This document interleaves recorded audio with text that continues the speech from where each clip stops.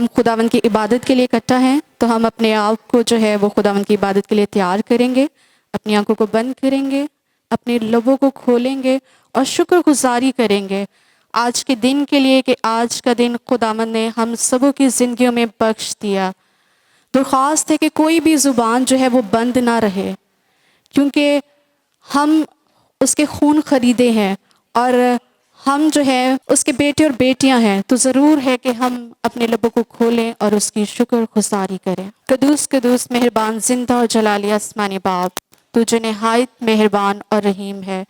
ए खुदा बाप, हम तेरी शुक्रगुजारी करते हैं खुदा बाप आज के सब्बत के पाक दिन के लिए खुदा बाप, कि तूने हम सबों की ज़िंदगियों में ए खुदा बाप बख्श दिया। आसमानी पिता, तेरी शुक्रगुजारी करते हैं खुदा बाप आज के खुदा बाप बाबरकत दिन के लिए खुदा बाप, कि खुदा बाप दिसंबर के महीने में खुदा बाप हम जब तेरे खुदा बाप पैदाइश के खुदा बाप मनाने को है आसमानी पिता, हम तेरी शुक्रगुजारी करते हैं खुदा बाप। ए खुदा बाप, तुझसे खुदा बाप फजल चाहते हैं खुदा बाप, तेरी रहनुमाई चाहते हैं खुदा बाप के जितने भी है खुदा बाप प्रोग्राम्स हों खुदा बाप आसमानी पिता, हम ए खुदा बाप दिल की गहराइयों से खुदा बाप उसमें हिस्सा ले सकें खुदा बाप। ए खुदा बाप, इस सारे माहौल को ए खुदा बाप तेरे हाथों में सौंप देते हैं आसमानी पिता। ए खुदा बाप, मीटिंग के शुरू से लेकर ए खुदा बाप आखिर तक ए खुदा बाप तू हमारा हादी और मददगार रहना है खुदा बाप। हमारे होंठों को खोलना है खुदा बाप, हमारे गलों का ज़िम्मा लेना है खुदा बाप। साज़ों आवाज़ों पर ए खुदा बाप तेरी ए खुदा बाप तेरा हाथ चाहते हैं खुदा बाप आसमानी बाप।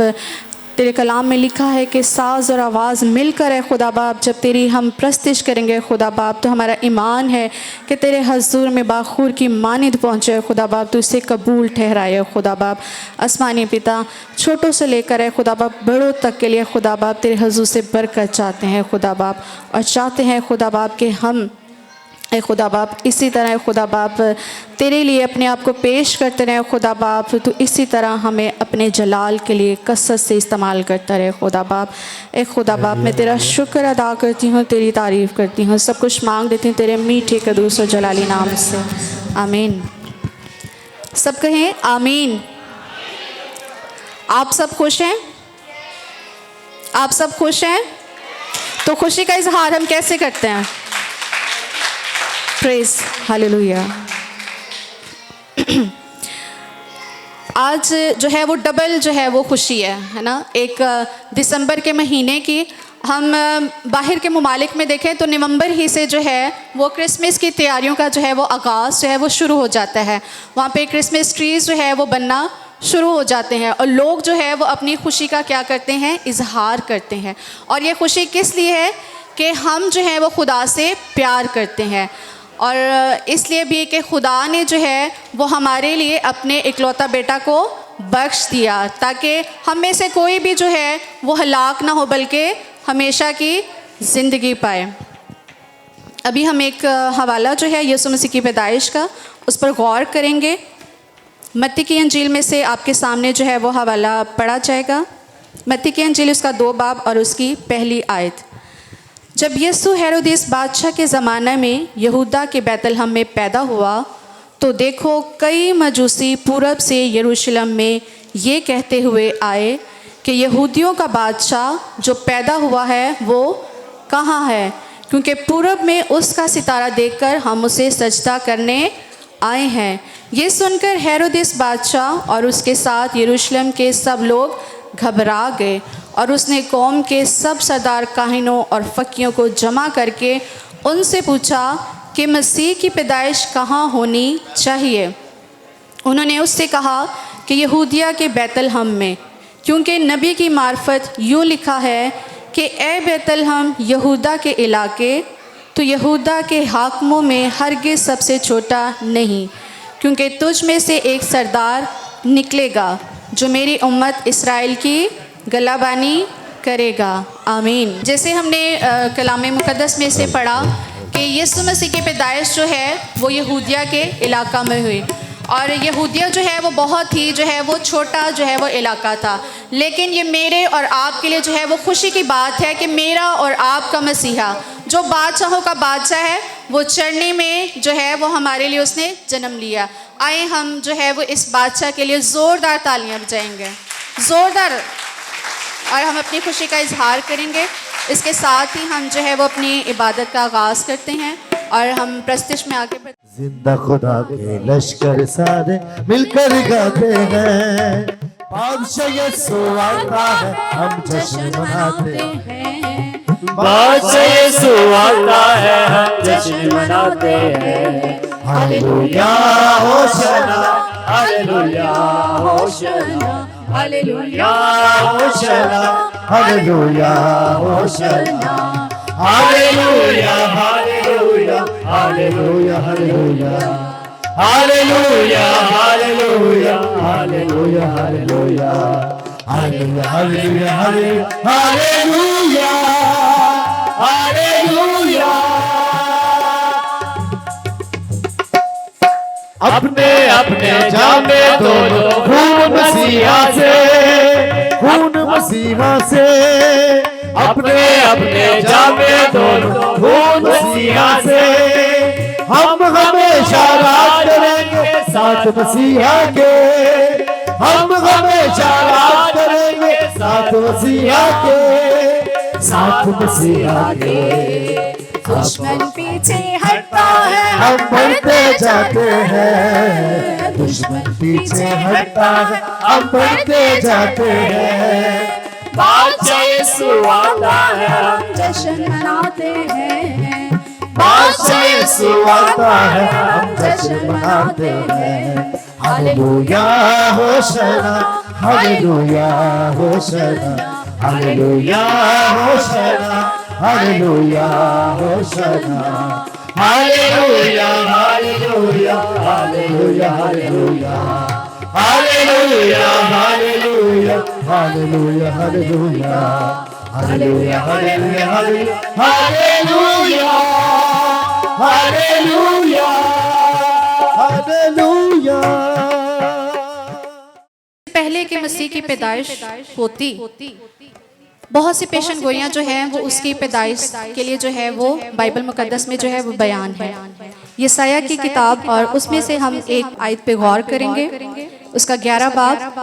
और यसी के तने से एक कोम्पल निकलेगी और उसकी जड़ों से एक बाआवर शाख पैदा होगी, और खुदावन की रूह उस पर ठहरेगी, हिकमत और खर्द की रूह, मसलहत और कुदरत की रूह, मार्फत और खुदावन के खौफ की रूह, और उसकी शादमानी खुदावन के खौफ में होगी, और वह ना अपनी आंखों के देखने के मुताबिक इंसाफ करेगा और ना अपने कानों के सुनने के मुआफिक फैसला करेगा, बल्कि वो रास्ते से मस्कीनों का इंसाफ करेगा और अदल से ज़मीन के खाकसारों का इंसाफ करेगा।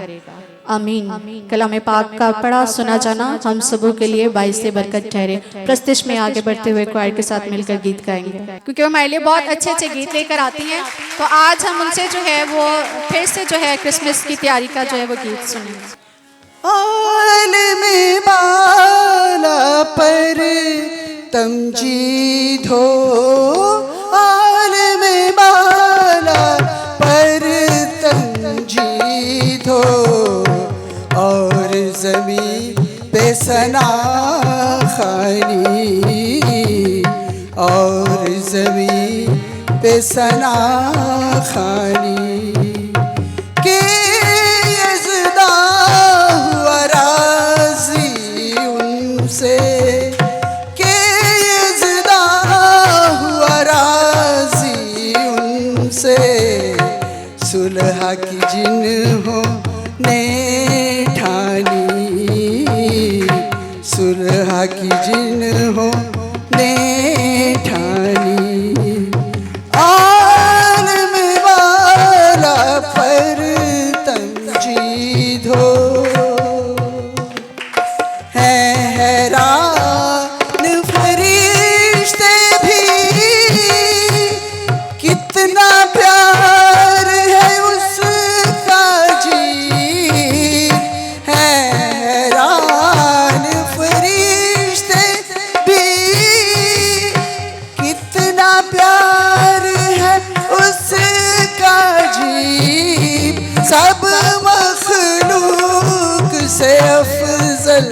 ठहरा के सब मखलूक से अफजल ठहरा के दे दी है अब दी जिंदगानी, दे दी है अब दी जिंदगानी।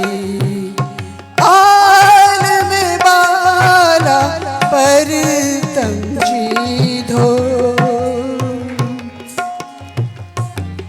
आओ फरिश्तों के संग गाए, जिंदगी है आई जश्न मनाए। आओ फरिश्तों के संग गाए, जिंदगी है आई जश्न मनाए। हर मखलूक से अफजल ठहरा के, हर मखलूक से अफजल ठहरा के दे दी है अब दी जिंदगानी, दे दी है अब दी जिंदगानी। आलम बाला पर तंजीद हो, आलम बाला पर तंजीद हो, आलम बाला पर तंजीद हो। और ज़मीं पे सना खानी,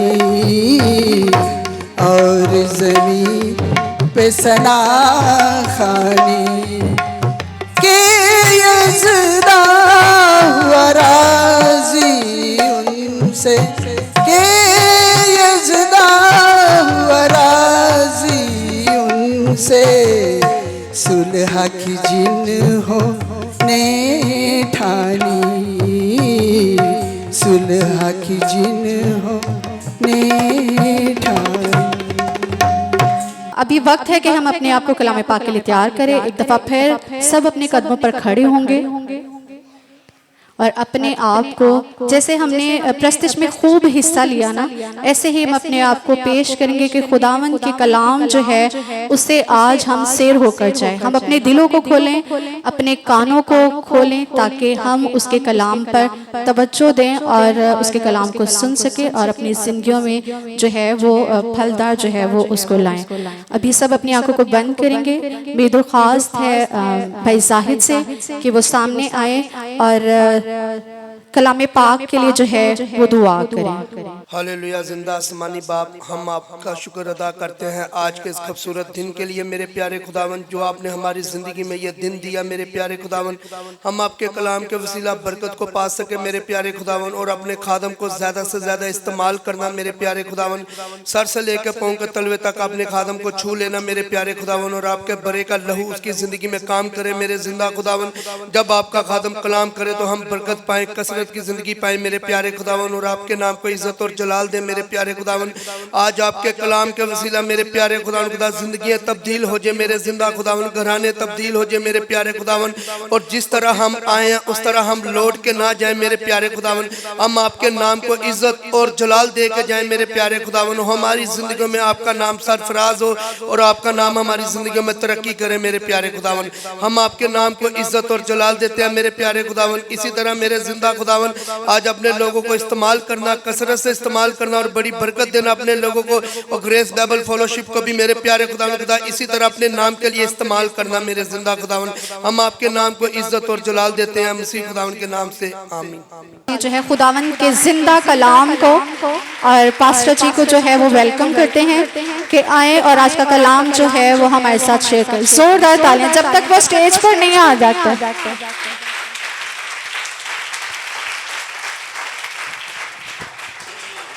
मसीह मसलूब के बाबरकत जलाली खूबसूरत और फतेहमंद नाम में आप सबको सलाम, जोरदार सलाम। सलाम जोर से करना है क्योंकि जिस खास महीने में हमने आज कदम रखा है इसमें आसमानों से सलाम आ गया है जी। तो हम भी एक दूसरे की सलामती चाहें। आइए खुदा के कलाम की तरफ अपना ध्यान लगाएं और कलाम अक़दस में से देखेंगे अपनी नसीहत के लिए बाबरकत बातें हैं, खूबसूरत हैं, और कई दफ़ा मैं इनको गिफ्ट्स कहता हूँ, तोहफे हैं जो आपको पता है कि हर रोज तोहफा नहीं मिलता, ऐसे ही है, लेकिन खुदा अपने कलाम में से हर रोज हमें गिफ्ट देता है। मेरे साथ निकालिएगा अपने खास मजमून का आखिरी सिलसिला, जिसको मैं खुदा उनके फजल से और कलाम अक़दस की मदद से उसको आज क्रिसमस के साथ अटैच करने की कोशिश करूंगा। और वो खास नुक्ता है जी, एवर लास्टिंग लाइफ, हमेशा की जिंदगी, हमेशा की जिंदगी। ये जिंदगी जो है इंसान की जिंदगी के साथ शुरू हुई थी और फिर दोबारा जब एंडिंग टाइम होगा तो फिर दोबारा नई जिंदगी होगी। आमीन। तो 21वां बाब है जी, पहली आयत से आखिरी नुक्ता है हर मजदून का। देखिएगा कलाम अक़दस में लिखा है, फिर मैंने एक नए आसमान और नई जमीन को देखा।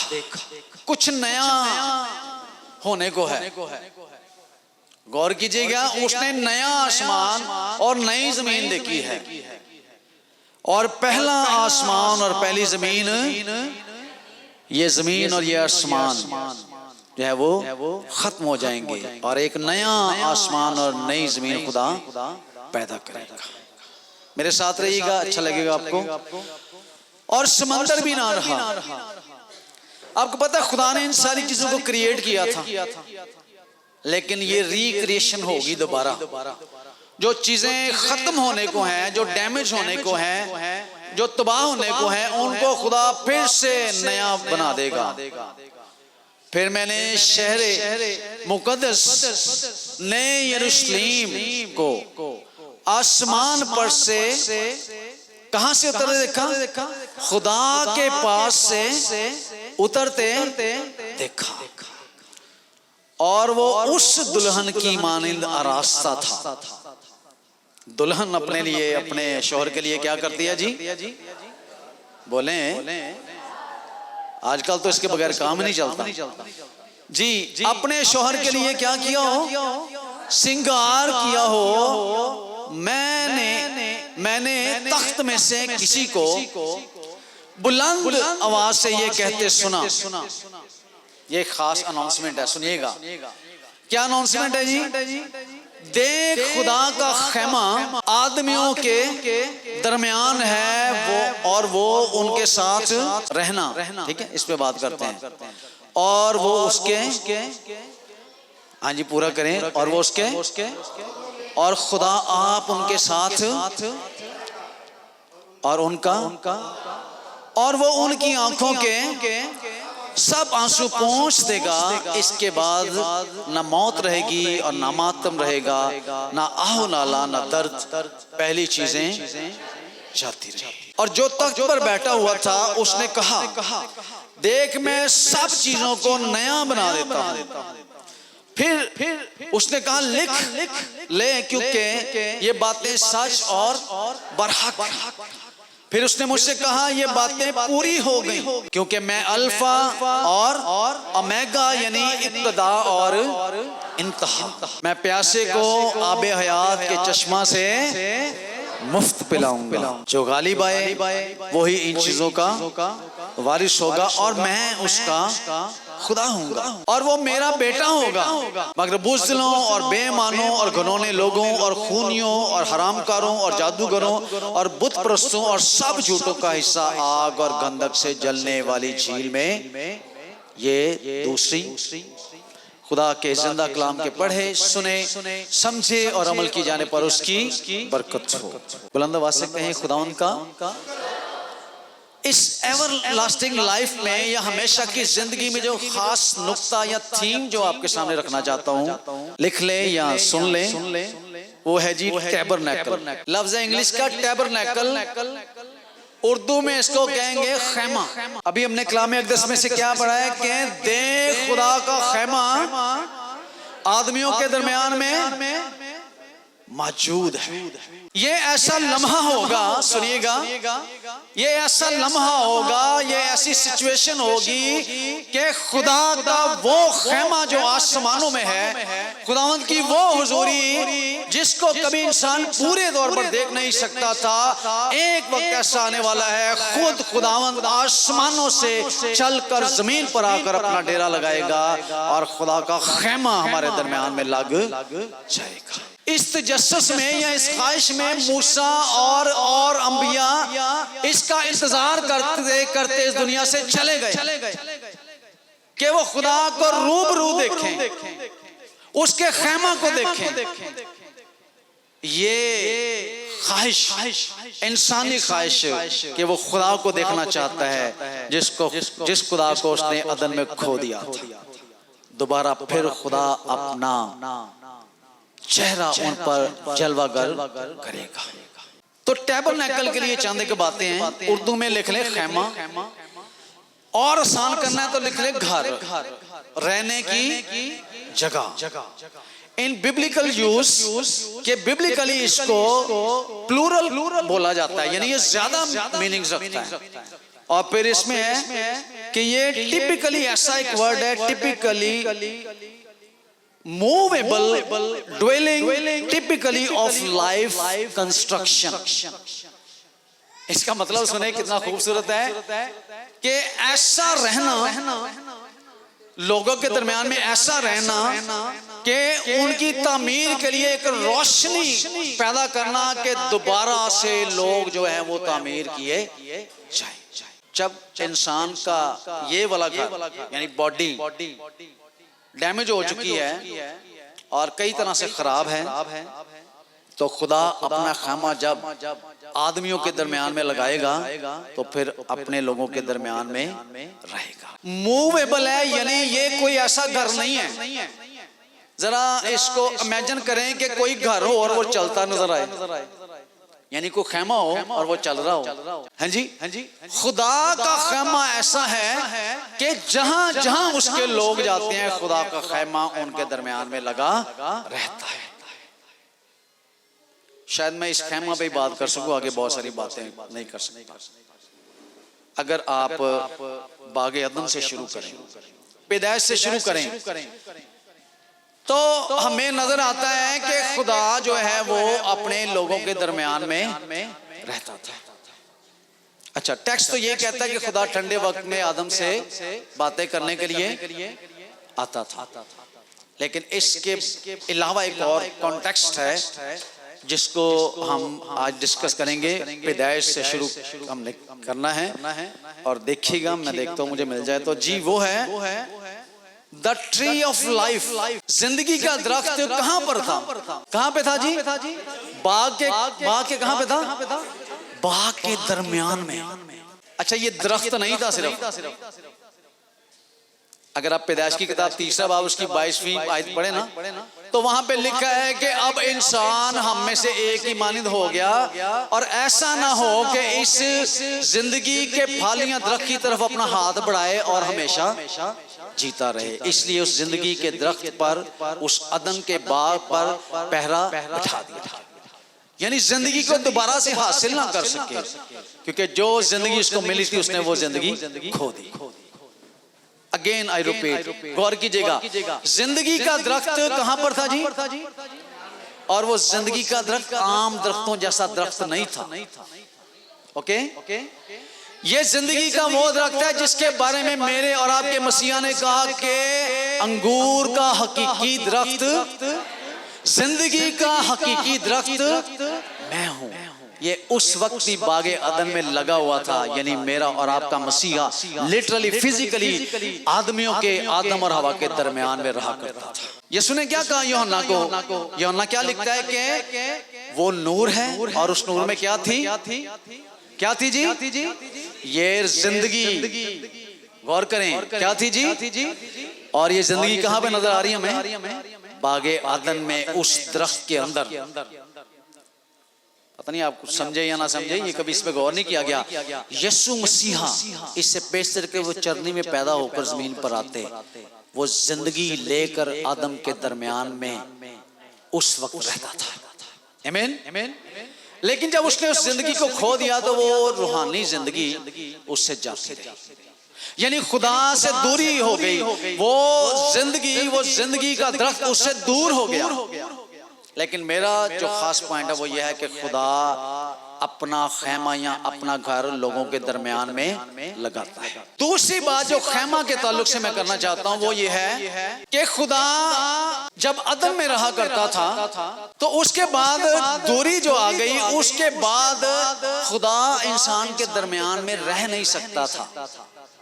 तो खुदा ने फिर एक वसीला बनाया और अपने बंदा मूसा को चुना और उसको क्या कहा कि मेरे लिए एक खैमा बना। मैं इंसान के दरमियान में रहना चाहता हूँ जिस तरह अदन में रहा करता था। सिचुएशन थोड़ी फर्क हो गई, रूबरू नहीं हो सकता, हर एक के लिए आम नहीं हो सकता, लेकिन एक जो है वो सिचुएशन ऐसी होगी कि मैं अपने लोगों के दरमियान में रहूंगा। खुदा ने पहाड़ पर मूसा को एक खैमा दिखाया। खुदा ने मूसा को एक घर का नक्शा, वो घर किसका था? हाँ जी, वो किसका था? इस्राएल के 12 कबाइल के खैमों में एक खुदा का घर भी हो, ये खुदा ने डिसाइड किया और कहा कि मेरा खैमा लगा और उसमें से होकर मैं तुझसे बात किया, क्योंकि बात करना मुश्किल हो गया था। अदन में रोज वो बात करता था, रोज फेलोशिप होती थी, लेकिन वो फेलोशिप टूटने के बायस अगेन खुदा कोशिश करता है और खुदा एक तजवीज पेश करता है कि मेरे लिए एक खैमा लगा और जो कोई उस खैमा में आएगा वो मुझसे बात किया करेगा। आमीन। और मूसा और काहिन जाकर खुदा से बात किया करते थे। जैसे मैंने कहा कि मूवेबल टैबरनेकल, मूवेबल का क्या मतलब है? जो हरकत करने वाला है, जो जगह तब्दील करने वाला है। 40 साल वो उनके साथ जैसे जैसे वो हर रोज सुबह को सफर शुरू करते, मेरा और आपका खुदा और उसका खैमा उनके साथ साथ सफर करता रहा। आमीन आमीन। और भाई दुनिया के खुदा किसी एक मकाम पर, किसी एक पहाड़ी पर, किसी एक ज़ियारतगाह पर रहते हैं। मेरे खुदा की जिसने ज़ियारत करनी है वो उसको अपने दरमियान में देखे, वो लोगों के दरमियान में रहता है। आपको सफर करके जाने की जरूरत नहीं है, वो सफर करता आसमानों से आकर जमीन पर अपना खैमा लगाता है और कहता है कि देख खुदा का खैमा आदमियों के दरमियान में मौजूद है। आपको पता है ये हमारा जो इलाका है ये थोड़ा ऑकवर्ड सा, निगलेक्टेड सा एरिया है, गली मोहल्ले के लिहाज से, अकोमोडेशन के लिहाज से क्या ये थोड़ा सा यानी मामूली डिफेंस, ईडन, वेलेंशिया, वार्डाटाउन, इससे इधर आके कोई वजीर रह सकता है, कोई एमएनए शायद रहता हो, लेकिन कोई बादशाह रह सकता है? बादशाह के घर का नाम क्या है?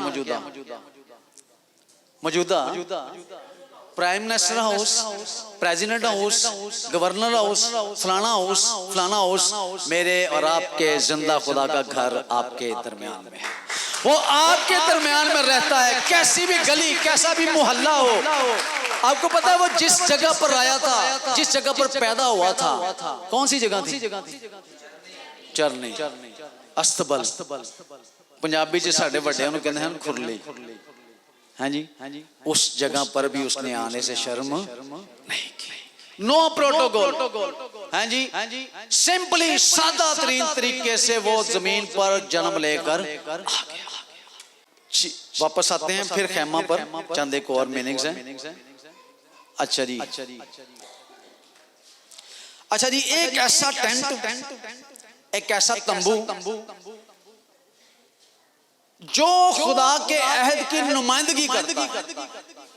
ठीक है, अर्क ऑफ द कॉवेनेंट, ऐसा एक अहद खुदा ने जो मूसा से या अपने लोगों से किया, उस अहद की निशानदेही की थी कि जब वो खरूज करके मिस्र से निकले तो खुदा उनके दरमियान में रहता था, अनटिल, जब तक वो एक बिल्डिंग वाले घर में नहीं पहुंच गए।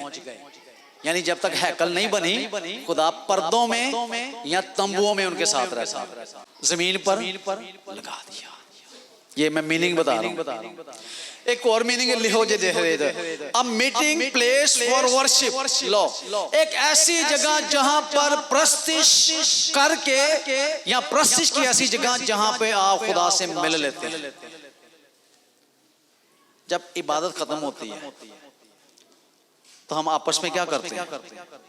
हेलो, मिलते हैं, हाथ मिलाने, कई गले भी ला लेंगे, हैं जी।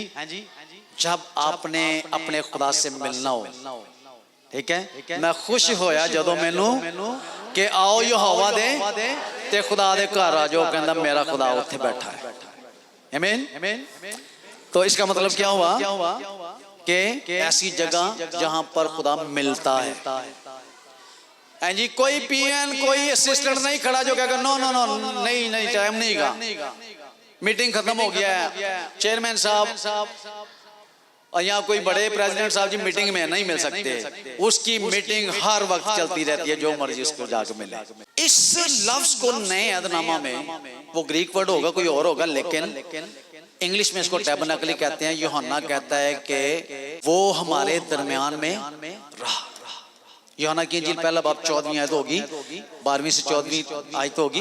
वहां पर क्या कहता है कि जी हमने उसका ऐसा जलाल देखा जैसा कि बाप के इकलौते का जलाल। लेकिन उससे पहले वो कहता है कि वो हमारे दरमियान में, वहां पे लिख लें दरमियान लफ्ज उर्दू का है, लेकिन अरबी लफ्ज या इब्रानी का मतलब है खैमा ज़नवा, रूटेड है जी इब्रानी से कि खैमा। वो कहता है कि हमने उसका ऐसा जलाल देखा और वो हमारे दरमियान यानी खैमा लगा के रहा। 2000 साल हो चुके हैं, 2000 साल हो चुके हैं। खुदा ने लिटरली फिजिकली जिस तरह अपना खैमा मूसा और इसराइल के दरमियान में लगाया, उसने यरूशलेम में, बैतलहम में, इसी दुनिया में अपना खैमा लगाया। वो कहता है खैमा लगाया। और यस्सु को टर्मिनोलॉजी में कहते हैं खैमा। उसका नाम है यस्सु, लेकिन उसकी अंडरस्टैंडिंग क्या है कि वो खुदा का क्या है? खैमा। और अभी जो हमने वाला पढ़ा है कि देख खुदा का खैमा आदमियों के दरमियान, तो कौन होगा? यस्सु। यस्सु कहां पर होगा? लोगों के। उसने कहा कि जहां कहीं 2 या 3 जमा हो मैं वहां, यानी मैं दरमियान में हूँ। और वो दरमियान में ही रहा, अलहदा से घर बना के नहीं रहा। आम छोटे से कस्बे नासरत में बसता रहा वो, हैं जी। आम घरों में दाखिल होता रहा, कभी ज़कई के घर, कभी शमून के घर, कभी किसी के घर, वो आम लोगों के दरमियान में रहता रहा। उसने अपना तंबू 3rd सेंचुरी के मुताबिक, जो हमारा क्रिसमस है उसकी डेट जो है वो कंस्टेंटाइन बादशाह ने या रोमन बादशाहों ने क्रिश्चियनिटी के त्यौहार जब मुकर्रर किए तो उन्होंने 25 दिसंबर रखा। लेकिन कलाम अक़दस के मुताबिक जो खुदावंद के खैमा लगाने का दिन है वो ईद क़याम का दिन है। जिस वक्त लोग खैमे लगा के रह रहे थे ना झोंपड़ियों में, वो ईद मना रहे थे 7 दिन की, उसी दिन यीशु ने पैदा होकर बताया कि देख खुदा का खैमा आदमियों के दरमियान में मौजूद है। इसका कॉन्टेक्स्ट, अगर एतराज है तो कॉन्टेक्स्ट बता देता हूँ। आप लूका की इंजील पढ़ेंगे तो उसमें आप जकरिया, उसकी ड्यूटी, उसके कहानत के दिन, और उसको अगर कैलकुलेट करें, दाऊद ने जो ड्यूटीज लगाई हैकल में, तवारीख की किताब में 24 बुजुर्गों को मुकर्रर किया। 24 काहिन जो थे या फिरके थे, जैसे इबिया का फरीक, ऐसे फरीक और भी थे। इनमें ड्यूटियां लगाई गई और हर एक अपनी ड्यूटी के मुताबिक 15 दिन चांद के शुरू होने से चांद के खत्म होने तक हैकल में अपनी खिदमत अंजाम देता था। उसकी कैलकुलेशन के लिहाज से यीशु मसीह उस दिन पैदा हुआ जिस दिन ईद क़याम यानी खुदा के खैमा का दिन था। खैर, मैं आपको क्रिसमस से हटाना नहीं चाहता। हमारा यीशु मसीह दुनिया में पैदा हुआ है और हमारा यही मान है कि वो 25 दिसंबर को हो या किसी भी और दिन को हो, वो इस दुनिया में आया है। आमीन। और उसके आगे है, और वो उनके साथ क्या करेगा जी? सुकूनत करेगा। सुकूनत करने का क्या मतलब है? क़याम करना, रहना, किसी के साथ रहना, ठीक है, जैसे घर में हमारे फर्द, हमारे घर के लोग, अफराद रहते हैं, वैसे खुदा हमारे दरमियान में रहना चाहता है और वो उसके लोग होंगे और खुदा उनके साथ रहेगा और उनका खुदा। टॉपिक ये है, थीम ये है कि हमेशा की जिंदगी में, एवरलास्टिंग लाइफ में, खुदा का खैमा आसमानों में नहीं, या किसी खैमा इज्तिमा में नहीं, या किसी टेंपल में नहीं, या किसी पहाड़ पर नहीं, किसी इबादत गाह पर नहीं, बल्कि लोगों के दरमियान में वो खुद आप रहेगा। अच्छे लोगों के साथ रहना पसंद है, अच्छी जगह पर ईमान रखिए, खुदा के साथ आप रहेंगे, वो हमारे साथ और हम उसके साथ रहेंगे। कि हमेशा की जिंदगी डिस्ट्रॉय कैसे हुई है और फिर दोबारा कैसे मिलेगी, इस पे बात। जब खैमा लग जाएगा तो जाहिर है कि जिंदगी फिर दोबारा मिल जाएगी, ठीक है, लेकिन उसको चंद एक बातों के वसीला से देखते हैं। उसको देखिएगा जी, जिंदगी का दरख्त काहे लफ्ज है, इब्रानी का लफ्ज है, छोटा सा लफ्ज है, काहे लफ्ज एडजेक्टिव है ये, और उसको ये बयान करता है ये क्या है, जिंदगी का दरख्त, लिविंग या अलाइव, जिंदा रहने वाला दरख्त या जिंदा रहने वाली चीज। दरख्त जिंदा रहता है, वैसे साइंसदान कहते हैं जिंदा, लेकिन वो हिलता नहीं है अपनी जगह से। ये जिथे लाओगे 20 साल बाद उथे लगा है। यीशु मसीह ऐसा दरख्त है, हमारा खुदा ऐसा दरख्त है, ठीक है, जिथे तू ही जाओ तुम धुप लगे हो आग छां कर जाओ। आमीन, ऐसा दरख्त है जी। फिर क्या जी, ग्रीन ऑफ, ये लफ्ज मुश्किल से है, वेजिटेशन होता है जी कोई लफ्ज, हाँ जी, ग्रीन ऑफ वेजिटेशन, ऐसा कि जो आपको साया दे दे, जो आपको जैसे सरसब्नुमा कोई पत्ते या दरख्त होते हैं वो आपको साया दे दें। हाँ जी, ये आपको ताजा करता है। दरख्त की बात हो रही है, जेड़े दरख्त के पत्ते झड़े होना या जिंदे दरख्त पीले पै जाना है या जिस तरह खराब हो जाना, वो दरख्त सोना एवं किसी ने कहा दरख्त अपने फलों नाल या पत्तियां नाल या अपनी खूबसूरती नाल पहचानिया जाता है। यीशु की टहनियां, यीशु के पत्ते जो उसके साथ लगे रहते हैं, जैसा उसने कहा कि मैं दरख्त हूं और तुम मेरी डालियां, वो उनको सरसब्ज रखता है। वहीं पे यीशु ने कह दिया कि जो मुझसे जुदा हो जाएगा वो काट दिया जाएगा और आग में झोंक दिया जाएगा जी। फॉलोइंग फ्रेश, वो फ्रेशनेस को हासिल करेगा, उसके पीछे चलता रहेगा, वो ताजा रहेगा, ठीक है। और फ्रेश ऑफ वाटर, जो पानी के साथ, यीशु ने यह भी कहा था कि मैं, अगर कोई प्यासा हो तो मेरे पास आए, मैं उसे कौन सा पानी दूंगा, फ्रेश एंड लिविंग वाटर। बात हो रही जी जिंदगी के दरख्त, लाइवली एक्टिव, जी, ना मुरझाने वाला, ना बैटरी लो होने वाला, ना कोई मायूस होने वाला, ऐसा दरख्त, ऐसी जिंदगी जो हमेशा कायम रहे, लाइव रहे, मीन्स के ये एक ऐसा दरख्त है। रिवाइविंग, जो आपको दोबारा से तब्दील करता रहे, बहाल करता रहे, ऐसा दरख्त। इसीलिए वहां पे लिख दिया गया था कि ये इस फल से ना खाए ताकि दोबारा बहाल ना हो जाए। और फिर बहाल करने वाला, रिवाइवल पैदा करने वाला, रिस्टोर करने वाला दोबारा जमीन पर आया और आके उसने दोबारा इस फल को खाने का इख्तियार बख्शा। इसी मुकाशफा की किताब में आप पढ़ेंगे कि वही फल जिससे रोका गया था, वही दरख्त जिसके चौगिर्द 16 जन तलवारों का पहरा बिठा दिया गया था, वही दरख्त में से आप और मैं और ईमानदार लोग फिर से दोबारा उसी फल में से खाएंगे और हमेशा जिंदा रहेंगे। यह है जी एवरलास्टिंग लाइफ। और जो तख्त पर बैठा हुआ था उसने कहा, देख मैं सब चीजों को नया बना लेता हूं। फिर उसने कहा कि लिख ले, क्योंकि ये बातें सच और बरहक है। फिर उसने मुझसे कहा कि ये बातें पूरी होंगी, मैं अल्फा और ओमेगा यानी इब्तिदा, और मैं प्यासे को अब हयात के चश्मा से मुफ्त पिलाऊंगा, और जो गालिब आए वही इन चीजों का वारिस होगा, और मैं उसका खुदा होऊंगा और वो मेरा बेटा। यीशु मसीह ने एक तमसील कही हमेशा की जिंदगी और दोज़ख के बारे में, हमेशा की मौत और हमेशा की जिंदगी के बारे में। एक तमसील क्या थी जी, गरीब, लाजर और अमीर। अच्छा, अमीर दा नाम किंज लिया जांदा वैसे इस दुनिया च,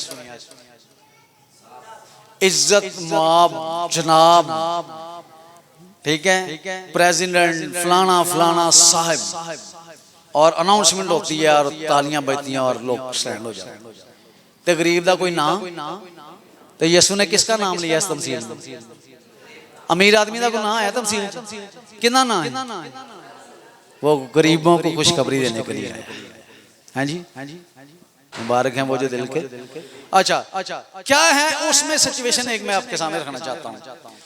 दोनों मर के आसमान पर ओ सॉरी आलमे रवा में चले गए। अच्छा जो अमीर आदमी है उसने दूर से देखा, यानी कोई उसमें दरमियान में कोई डिफरेंस नजर आ रहा है। उसने दूर से देखा और उसने वहां पर अब्राहम से कहा, जिसकी गोद में एक गरीब लाजर था हैं जी, उसकी गोद में गरीब लाजर है और उसको क्या कहता है कि इसको भेज के ये मेरी जुबान पर अपनी उंगली का सिरा रखे ताकि वो तर हो जाए। हाँ बिल्कुल पानी से भिगो। अच्छा फिर क्या है कि दूसरा जो शख्स है यानी अमीर आदमी, दुनिया में बहुत अमीर है, अमीर होना कोई बुरी बात नहीं, खुदा अमीर करता है, खुदा दौलत देता है, लेकिन इसके पस मंजर में कुछ और बात थी। वो क्या बात है कि वो ये बात है कि उसकी ये दरखास्त मानी नहीं गई और अब्राहम ने कहा कि तू अपनी जिंदगी में अच्छी चीजें ले चुका। इब्राहिम ने क्या सी कई पादरी ने मुंह मैं सुनया खुदा के एक कॉन्टेक्स्ट दे विच इब्राहिम कहता है, क्योंकि आलमा रवा में जो अच्छी जगह थी ना वहां पे अब्राहम जो है वो रहता था। अच्छा खैर वो क्या है दूसरी एक और रिक्वेस्ट करता है, कहता है अच्छा चलो ये नहीं हो सकता तो फिर किसी को यहाँ इसी लाजर को भेज, तो क्या करे वो मेरे भाइयों के पास जाए। मेरे किन्ने भरा और ने हेलो बोर तो नहीं हो रहे, मेरे भाई हैं, ताकि मुर्दों में से कोई जी उठकर जाए तो वो उसका क्या करें। तो अब्राहम ने आगे से क्या कहा जी सिस्टर, उनके पास कौन है जी, कौन है जी, अंबिया यानी मूसा और एलिया या और भी नबी मौजूद हैं, यानी लिटरली कलाम उनके पास है, शरीयत है, किताबें हैं, खुदा का इल्हाम मौजूद है। आज क्या नहीं मतलब और निकल रहा है। आज हमारे लिए ब्लेसिंग की क्या बात है कि हमारे पास सिर्फ अंबिया का कलाम नहीं, यानी मूसा और एलिया या नबियों का लिखा हुआ कलाम नहीं, बल्कि इब्रानियों के खत में लिखा है कि उसने पहल जमानों में नबियों के वसीला से कलाम किया और आखिर जमाना में अपने बेटे की मार्फत हमसे। आज हमारे पास किताबी कलाम तो है लेकिन मुजस्मे कलाम भी मौजूद है जो जमीन पर मुजस्सम होकर आ गया। ये थी बरकत। और भाई लफ्ज किताबें ये सब बाबरकत चीजें हैं, लेकिन बड़ी बरकत वाली बात है कि वो कलमा जो मूसा और एलिया से लिखवा रहा था वो खुद चलकर आ गया और वो मुजस्सम हो गया। इसको कहते हैं इनकार्नेटेड वर्ड, यानी ऐसा कलाम जिसने शक्ल इख्तियार कर ली। क्या कभी कोई किताब इंसान बन सकती है? हैं जी, किताब ही लेगी, 20 साल भी उनको कब्र च रखो किताब ही लेगी। मेरा और आपका यीशु किताब नहीं है, वो जिंदा खुदा का अज़ली कलमा है जो इस दुनिया में मुजस्सम होकर आ गया। टैबरनेकल यानी वो मुजस्सम। तो अगर वो मूसा और एलिया का कलाम रखने वाले इतनी फरमाबरदारी करते, दिन रात नमाजें पढ़ते, 2-2 दफा हैकल में जाते, रोजे रखते और शरीयत की एक एक नुक्ता एक एक शोशा उस पर गौर करते, तो अगर हमारे पास जिंदा यीशु मसीह है यानी खुदा का जिंदा अज़ली कलमा जो इब्तिदा में उसके साथ था, किस कदर बाबरकत चीज है बताइए जरा। वो बाबरकत चीज है कि हमारे पास वो कलाम है जो खुदा के मुंह से निकला, ना किसी नबी से ना किसी और शख्स के, बल्कि खुदा का वो मुंह का अज़ली कलमा। किसी अच्छे सिंगर की या किसी अच्छे खिताब करने वाले की रिकॉर्डिंग बड़े गौर से सुनते हैं जी। कई दफा मैं भी सुनता हूँ, हम महसूस होते हैं, हम लुत्फ अंदोज होते हैं, कई दफा हम डिसहार्ट हो तो हम उससे जो है अच्छा फील करते हैं। जिस किसी ने इस कलमा को सुनना है, ठीक है, इन 66 किताबों में तो उसका कलाम मौजूद है, लेकिन वो एक जिंदा मुजस्समा बनकर जिंदा बॉडी लेकर इस जमीन पर मुजस्सम होकर आ गया। इसी को क्रिसमस कहते हैं। क्रिसमस केक का नाम है, क्रिसमस ट्री का नाम है, फरिश्तों का, गडरियों का, कैरल प्रोग्राम का, जुलूस का नाम है, सेंटा क्लॉस का नाम है। लेकिन असल क्रिसमस जो है वो यीशु मसीह के आसमानों के उस अज़ली कलमा के ज़मीन पर मुजस्सम होने का नाम है। खुदा का रूप क्या है?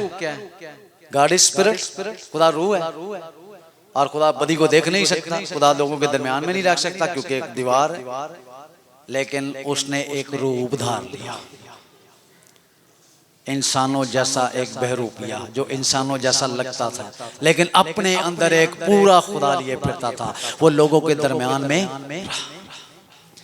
फर्स्ट कमिंग में, यानी जमीनी और जिस्मानी अपनी उस पैदाइश में जब वो जमीन पर आता है तो आसमान के सितारे भी चलना शुरू कर देते हैं, जमीन के बादशाह भी चलना शुरू कर देते हैं, गडरिये मजूसी भी चलना शुरू कर देते हैं। तो जब वो अपनी सेकंड कमिंग में जाहो जलाल के साथ आएगा, फरिश्तों के साथ आएगा और किबरिया की दाहिनी तरफ बैठने वाला जब आएगा, तो फिर उस लम्हा क्या खूबसूरत लम्हात होंगे कि वो खुदावंद जो आम इंसानों की तरह जमीन पर चलता फिरता रहा, जब वो अपने तख्त व ताज के साथ, करोबियों और फरिश्तों के साथ, आसमानी रथों और फौजों के साथ आएगा, तो फिर वो कैसा क्रिसमस होगा?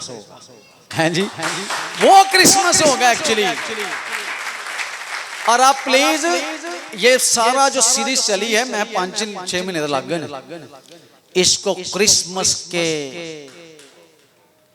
उन चक्रों में गवा ना दीजिएगा,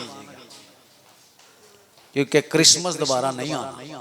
दिसंबर वाला आएगा जो आप मनाते हैं, लेकिन यीशु ने दोबारा चरनी में कोई नहीं आना। ओके, सही कह रहा हूं? यीशु ने कहां पे आना है? लाड़िए नहीं कर रहा है। मेरा अनुमान ये है, हर मजदूर में यह है कि अब यीशु चरनी में नहीं आ रहा, वो छोटा बच्चा नहीं है, उसका सालगिरह, उसका क्रिसमस जो आज हम केक काट के भी मनाएंगे, उसको पैदा हुए दुनिया में कितने साल हो गए हैं? 2024 साल। आखिरी बात करके खत्म करता हूं। जो जिस्म से पैदा हुआ कितने 100 साल का था? पहला इंसान। जिस्मानी तौर पर पैदा होने वाला आदम कितने साल जिंदगी गुजार कर गया?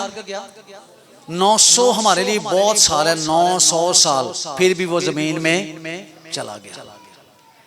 ठीक है, जो रूहानी तौर पर पैदा हुआ उससे डबल उम्र हो चुकी है और आज भी वो जिंदा है। जी, उसकी सालगिरह का ये दिन है कि वो आज भी जिंदा है। 2000 साल उसकी उम्र हो गई है। वो चरनी में पड़ा हुआ छोटा सा बच्चा नहीं है।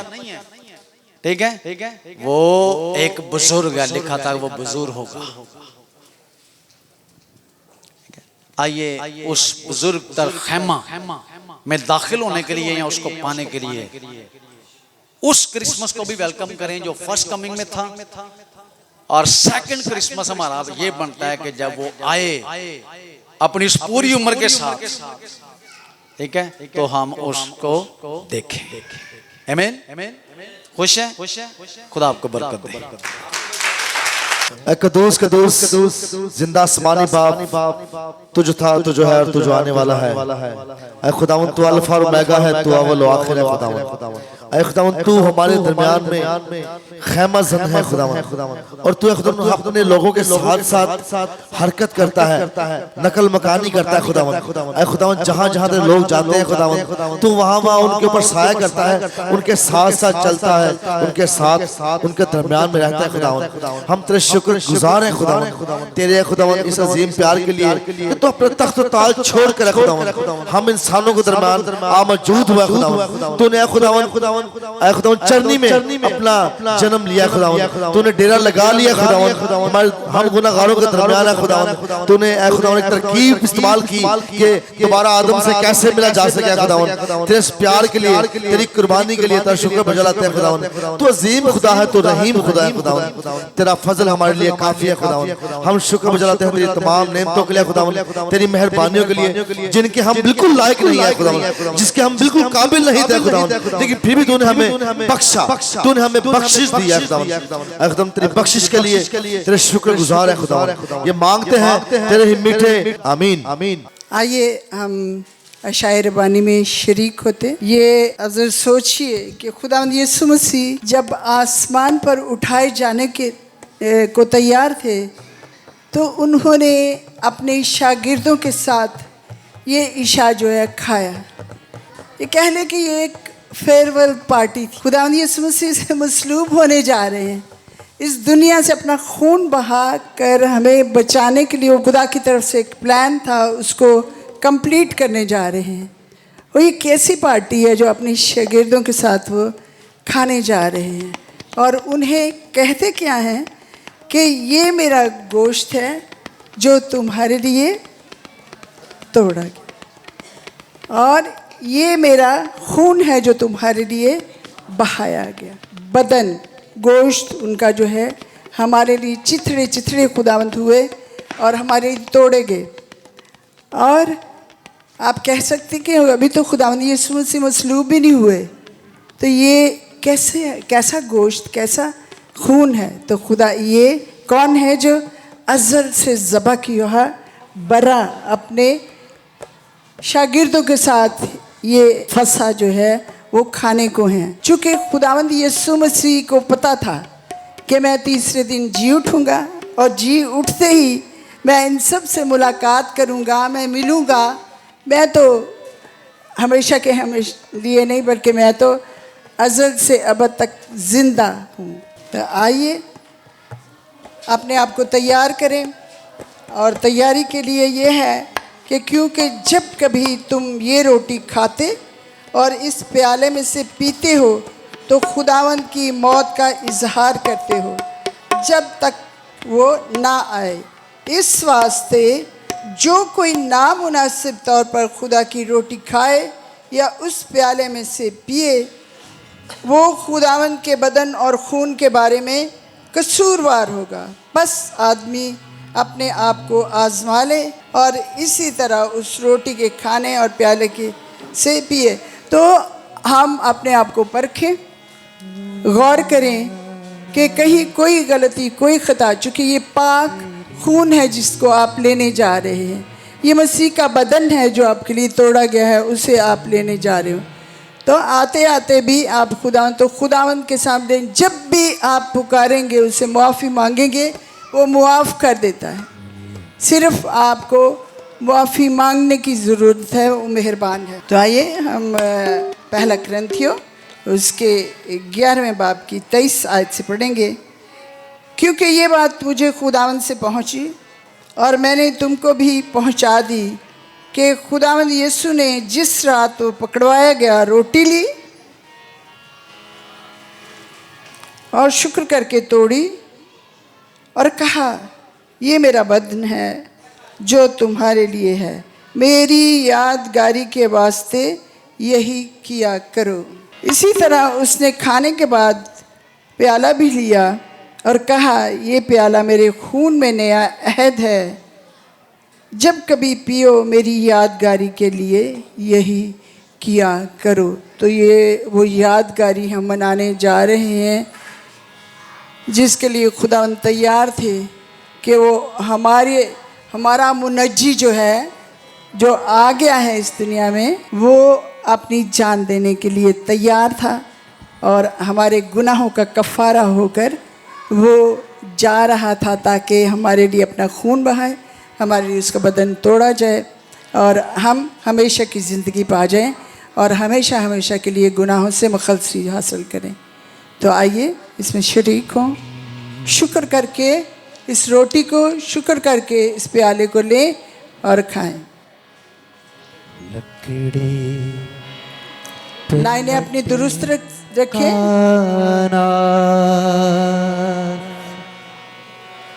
देने को जिंदगी लकड़ी पे लटकाना सरी, देने को जिंदगी वो ही बना था लानती, तेरे को रास्ती वो ही बना था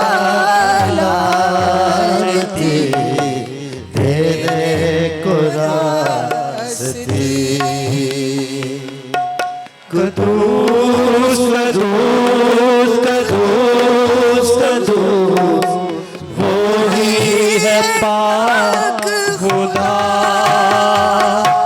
कुदूस कुदूस कुदूस कुदूस कोई है पाक खुदा लकड़ी पे लटका नाज़री देने को जिंदगी लकड़ी बना था तेने को हस्ती हालेलुया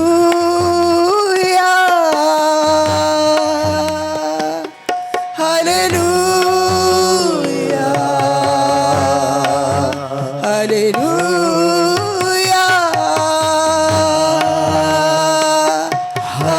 हालेलुया तेरे लहू से धुलने वाला रुतबा तेरा जाने